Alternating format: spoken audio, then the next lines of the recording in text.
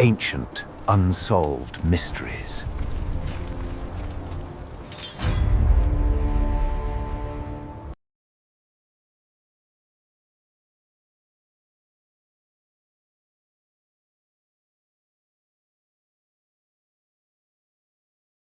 Episode 1.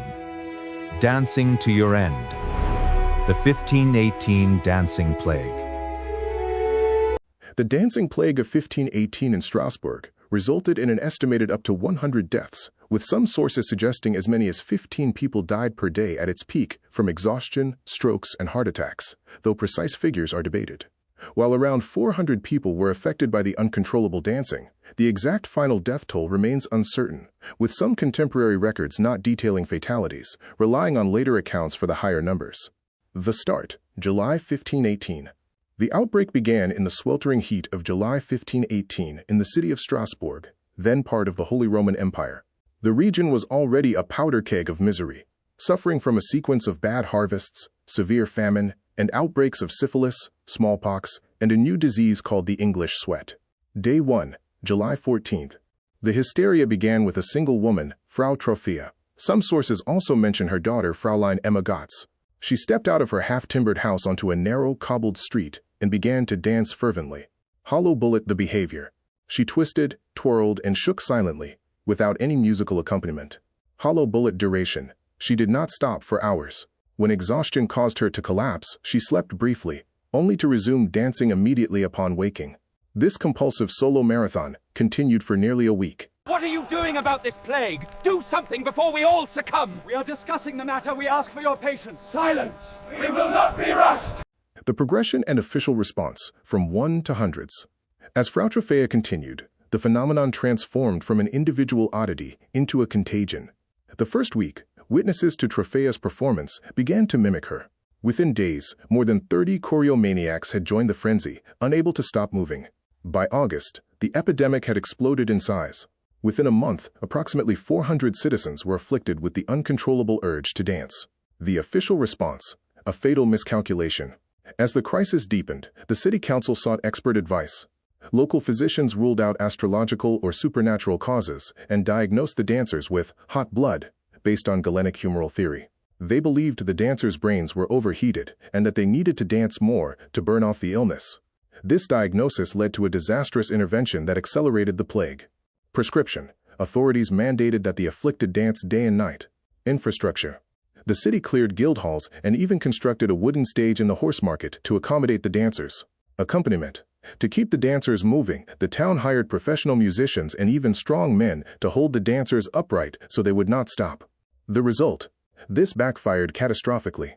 The sight of the stage and the sound of the music acted as a sensory trigger, pulling even more onlookers into the mass hysteria. The physical toll. The physical progression of the dancers was gruesome. Symptoms: victims were drenched in sweat, their limbs thrashing convulsively. Their feet swelled and bled into their shoes, yet they continued to move as if in a trance. Casualties: dancers began to collapse from sheer exhaustion, thirst, and hunger. Chronicles report that many died from strokes and heart attacks. Death toll controversy. Later accounts claim that at the height of the plague, up to 15 people were dying per day. However, modern historians note that contemporary city records do not explicitly confirm the number of fatalities, leading to some debate over the final death toll. The resolution, September 1518. Realizing that the medical solution of more dancing was killing the population, the city council reversed course. The ban: the council prohibited public dancing and banned music. The spiritual cure: accepting that the plague might be a divine curse from Saint Vitus, a saint believed to have the power to punish sinners with compulsive dancing, authorities ordered a pilgrimage. The ritual: the remaining dancers were loaded into wagons and taken to a mountaintop shrine dedicated to Saint Vitus. There, they were given red shoes sprinkled with holy water and made to pray for absolution. Following this ritual, the hysteria broke. By early September, the epidemic waned, and the survivors were able to regain control of their bodies. But the occurrences center around the Rue du Bain. Look here. It is the humor, Master. A sickness of the mind. This account mentions ergot. The rye was diseased. Leading theories.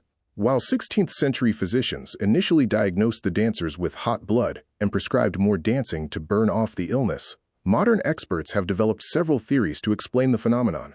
1. Stress-induced mass psychogenic illness, mass hysteria. This is the most widely accepted modern theory.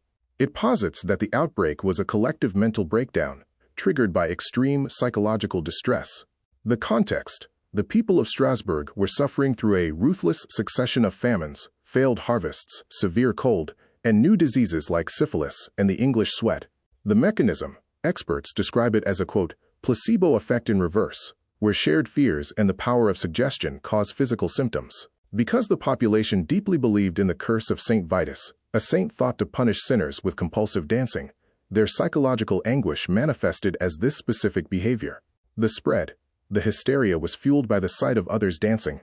When city authorities hired musicians and built a stage to treat the dancers, the sensory input and public spectacle only drew more people into the mania. 2. Ergot poisoning, ergotism. Some researchers have proposed that the dancers consumed bread made from rye flour contaminated with ergot, a toxic mold. The symptoms: ergot contains chemical compounds structurally related to LSD and can cause terrifying hallucinations, severe spasms, and convulsion.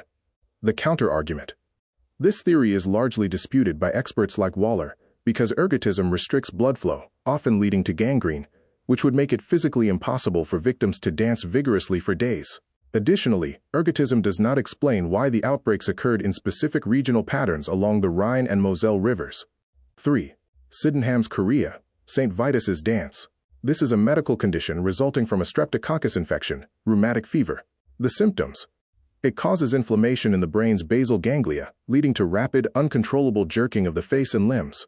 The counter-argument: while the twitching symptoms match, this disease typically affects children and is statistically unlikely to strike hundreds of adults simultaneously in a single week. The dancing plague of 1518 was not an isolated event. It was part of a recurring phenomenon of choreomania that plagued medieval Europe, though 1518 is often cited as the last major outbreak of its kind. At the end of the day, it's hard to truly say what happened, and we may never truly know, but what we do know is it is definitely one of the oddest, unsolved, and saddest mysteries, and all we can do is hope that something like this don't happen again. Whether it was something mental or spirits, we can only learn from this dark chapter in history and hope to never let it happen again. Thanks for stopping by. I hope you enjoyed today's mystery.